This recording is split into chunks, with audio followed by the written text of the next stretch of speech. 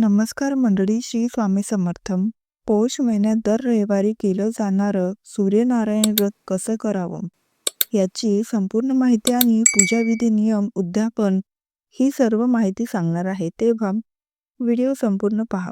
यंदा पौष महिन्यांमध्ये एकूण 4 रविवार आलेले आहेत आणि त्याच्या तारखा आहेत 21 डिसेंबर 2025, 28 डिसेंबर 2025, 4 जानेवारी 2026 आणि 11 जानेवारी 2026. या व्रताचे नियम लक्षात घेता आपल्याला 4ही रविवार हे व्रत करायचे आहे. ज्यांना पौष महिन्यातील दर रविवारी हे सूर्यनारायण व्रत करायचं आहे तर अशा सगळ्यांनी सकाळी लवकर उठावं.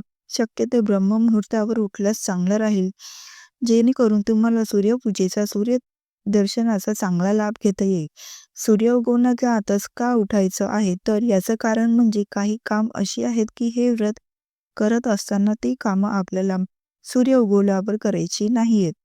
तर सूर्य उगवण्यापूर्वी तुमची आंघोळ वगैरे झालेली असावी आणि केस सुद्धा विंचरलेले असावे. याचं कारण म्हणजे ज्या वेळेस तुमचं हे व्रत असतं तर त्या रविवारी सूर्य उगवल्यानंतर तुम्हाला केस विंचरता येत नाही. त्यामुळे आंघोळ करा आणि लगेचच केस विंचरून घ्या. यानंतरचं पहिलं काम म्हणजे तुम्हाला सूर्यदेवांना अर्घ्य द्यायचं असतं. तर जेव्हा सूर्य उगवत असतो अगदी त्याच वेळेला अर्घ्य घ्यायचं असतं. सूर्य उगवला की एका तांब्यात पाणी घेऊन त्यामध्ये हळद, कुंकू, फूल, अक्षता, पांढरे तीळ आणि गूळ हे साहित्य टाकून स्त्रियांनी सूर्यदेवांना अर्घ्य देताना ओम गृणी सूर्याय नमः असा मंत्र म्हणत सूर्यदेवांना अर्घ्य घ्यायचा आहे आणि तांब्यातील पडणाऱ्या पाण्यामध्ये पाहत पाहत हा मंत्र म्हणायचा आहे. बघा, अर्ध दिलेलं पाणी ओलांडायचं नसतं किंवा आपल्या पायांवर सुद्धा ते पडू द्यायचं नसतं. सूर्यपासून झाल्यानंतर सूर्यपूजा झाल्यानंतर लगेचच तुळशीची पूजा करून घ्यायची. पण रविवारी तुळशीला पाणी घालणं आणि स्पर्श करणं हे धर्मशास्त्रानुसार वर्ज्य सांगितलेलं आहे. त्यामुळे तुळशीला स्पर्श न करता केवळ आपल्याला तिच्या मुळाशी 1 चमचाभर गाईचं दूध तुळशीला अर्पण करायचं असतं. तुळशीपाशी तुपाचा दिवा लावायचा. तुपाचा दिवा लावणं शक्य नसेल तर तेलाचा लावा, काही हरकत नाही. ओम नमो भगवते वासुदेवाय हा मंत्र म्हणायचा. त्यानंतर तुळशीवर तुरूनच हळद, कुंकू, फूल, अक्षता वाहून नमस्कार करायचा. स्त्रियांनी आपल्या स्वतःला देखील हळदी कुंकू लावायचं आहे. या दिवशी तुम्ही तुळशीला वाण म्हणून ऊस, गाजर, गूळ, तीळ, बोर हे सुद्धा अर्पण करू शकता.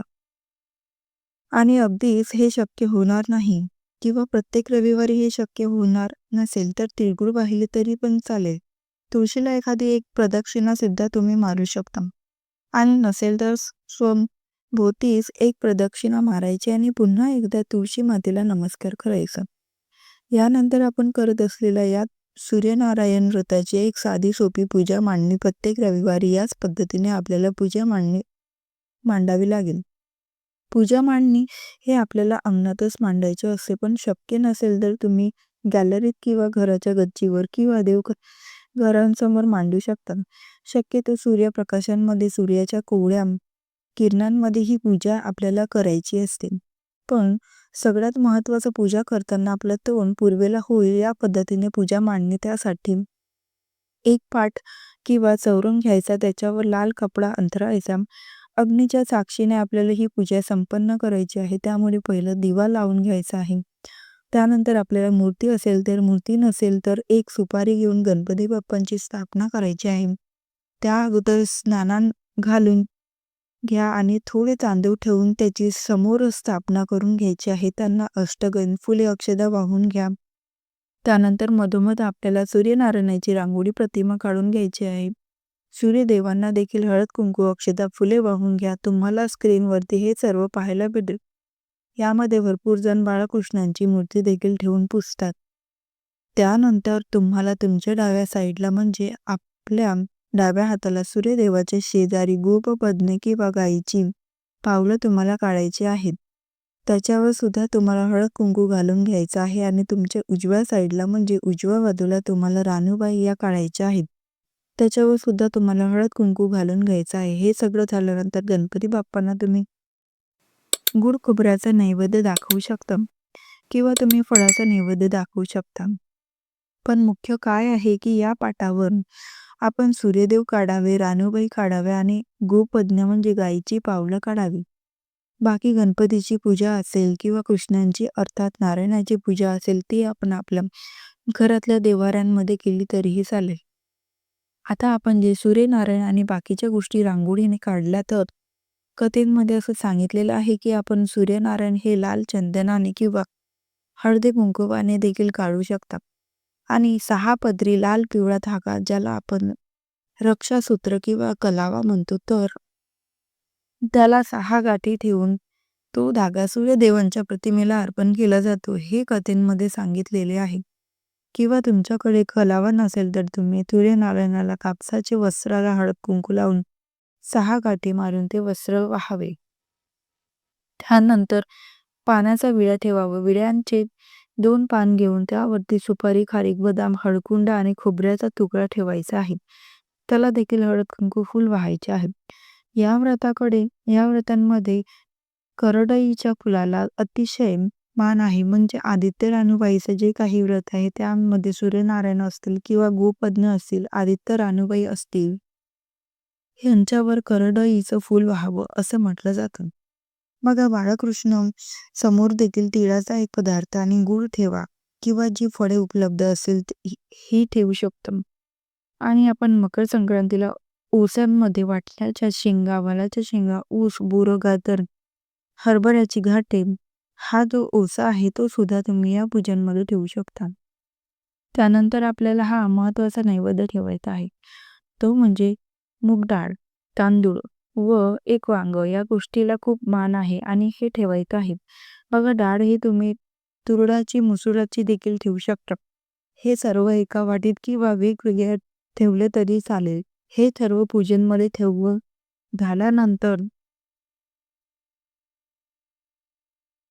आपल्याला शेवटी धूप दीप लावायचा आहे. त्यानंतर आपल्याला संपूर्ण पूजेला धूप दिव्यांनी ओवाळून घ्यायचा आहे. आता संध्याकाळी म्हणजे सूर्य मावळण्याच्या अगोदर म्हणजे अगदी तुम्ही 3ला 4ला देखील ही पूजा करू शकता. आता पूजा परत कशी करायची आहे ते पाहूया. प्रथम हात जोडून गायत्री मंत्र म्हणावा. त्यानंतर सूर्याची 12 नाव म्हणायची. तर आपले दोन्ही हात जोडायचे आणि एक एक नाव आपण म्हणायचं. 1 ओम मित्राय नमः, 2 ओम रवये नमः, 3 ओम सूर्याय नमः, 4 ओम भानवे नमः, 5 ओम खगाय नमः, 6 ओम पुष्णाय नमः, 7 ओम हिरण्यगर्भाय नमः, 8 ओम मरीची नमः, 9 ओम आदित्याय नमः, 10 ओम सवित्रे नमः, 11 ओम अर्काय नमः, 12 ओम भास्कराय नमः. तर अशा पद्धतीने ही नावे बोलावी, धूप दीप ओवाळून आदित्य रानूबाईची कथा वाचावी किंवा ऐकावी. पूजा केल्यानंतर कळत नकळत झालेल्या चुकींबद्दल क्षमा मागावी. त्यानंतर आपल्याला संध्याकाळी सूर्यास्तापूर्वी खिचडी आणि खीरची नैवेद्य दाखवावा. तुम्ही जे पूजेमध्ये तांदूळ, डाळ व वांग ठेवलेले आहे त्याचा खिचडी भात बनवायचा आणि तो नैवेद्य दाखवायचा आहे. आणि त्याच्यावरच तुम्हाला उपवास देखील सोडायचा आहे. उपवासांमध्ये दुसरे पदार्थ खायचे नाही. समजा तुम्हाला वांग आवडत नसेल तर तुम्ही पूजेमध्ये वांग नाही ठेवलं तरीही चालेल. दुसरी गोष्ट म्हणजे तुम्हाला त्याच्या खिचडी भात बनवायचा नसेल तर तुम्ही खिरीचा नैवेद्य दाखवू शकता आणि ती खीर खाऊन उपवास सोडू शकता. मात्र दुसरा पदार्थ तुम्हाला खायचा नाही. आणि हा उपवास तुम्हाला सूर्यास्त होण्याच्या अगोदरच सोडायचा असतो. त्यानंतर सोडायचा नसतो. आदित्य रानूबाई व्रत मुख्य नियम. हे सांगितलेले नियम तुम्हाला फक्त पौष महिन्याच्या रविवारीच पाळायचे आहे. ज्यांनी व्रत धरले आहेत त्यांच्यासाठी आहे. 1. दिवसभर फक्त फळे खावीत. तेल, मीठ आणि मीठची पूर्णपणे वर्ज्य आहे. तसेच चहा घेताना त्यात आले, अद्रक टाकू नये किंवा त्याऐवजी दूध प्यावे किंवा बिना अद्रकाचा चहा घेऊ शकता. 2. उपवास सूर्यास्तापूर्वी सोडायचा आहे. सूर्यास्त झाल्यावर काहीही खाऊ नये. पण तुम्ही उपवासाचे पदार्थ तसेच फळे तुम्ही संध्याकाळी उपवास सोडल्यानंतर देखील खाऊ शकता. तसेच या व्रतांमध्ये दिवसा झोपू नये आणि ब्रह्मचर्य पाळावे. घरात मांसाहार बनवू नये. तसेच या दिवशी कापणं, खुपणं किंवा शिवणकाम करणे टाळावे. 3. जर तुम्हाला मासिक धर्म किंवा प्रवास असल्यास फक्त उपवास करावा. पूजा केली नाही तरी चालते. यासाठी जास्तीची रविवार करण्याची गरज नाही. 4. बघा थोडक्यात काय तर सूर्य उगवण्याच्या अगोदर केस विंचरावे. दिवसभर केस विंचरू नये, तसेच दिवसा झोपू नये, तसेच सूर्य उस्त्याच्या अगोदर म्हणजे सूर्य मावळण्याच्या अगोदर हा उपवास सोडायचा आहे. या गोष्टीचे तुम्हाला आवश्यक पालन करायचं आहे. आता बघा पूजेचं उद्यापन कसं करावं. बघा आता आपण रविवारी पूजा मांडलेली असते, मात्र ती पूजा आपल्याला दुसऱ्या दिवशी सकाळी सोमवारी अंघोळीनंतर पूजा उचलावी. पूजेतील फळे आणि गूळ खोबरं कसात म्हणून वाटावे. विड्यांची पानं तुम्ही दर रविवारी नवीन आणावी. जे विड्यांचे साहित्य आहे किंवा कापसाचे वस्त्र आहे ते पुन्हा वापरलं तरी चालेल. जे रांगोळी काढलेले आहे, फुले आहेत ते एखाद्या झाडाखाली विसर्जित करू शकता.